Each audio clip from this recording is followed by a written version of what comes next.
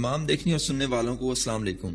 دوستو، بیان کیا جاتا ہے ایک دن قاضی کی عدالت میں کسی علمی مسئلے پر بحث ہو رہی تھی۔ اسی دوران میں ایک خستہ حال درویش داخل ہوا اور موضوع مقام پر بیٹھ گیا۔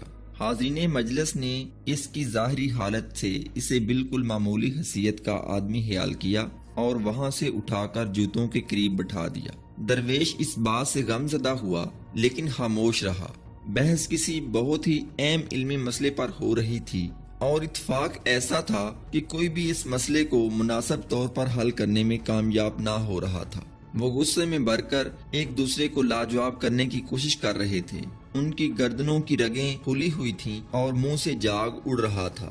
درویش خاموش بیٹھا، کچھ دیر ان کا یہ دنگل دیکھتا رہا اور پھر بلند آواز میں بولا، حضرات اگر اجازت ہو تو اس بارے میں کچھ عرض کروں؟ قاضی نے فوراً اجازت دے دی اور درویش نے شیریں گفتار اور استدلال کے ساتھ ایسی آسانی سے وہ مسئلہ حل کر دیا کہ سب حیران رہ گئے۔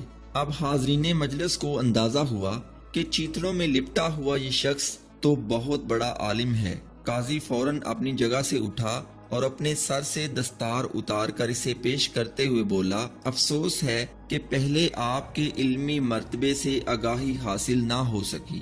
حقیقت تو یہ ہے کہ اس دستار کے حقدار آپ زیادہ ہیں۔ درویش نے دستار لینے سے انکار کیا اور یہ کہہ کر وہاں سے چلا گیا کہ میں اس غرور کی پوٹ کو ہرگز اپنے سر پر نہ رکھوں گا۔ یاد رکھو، انسان کا مرتبہ رتبہ بہتر لباس سے نہیں، بہتر علم سے زیادہ ہوتا ہے۔ کوئی شخص صرف سر بڑا ہونے سے عالم نہیں بن جاتا۔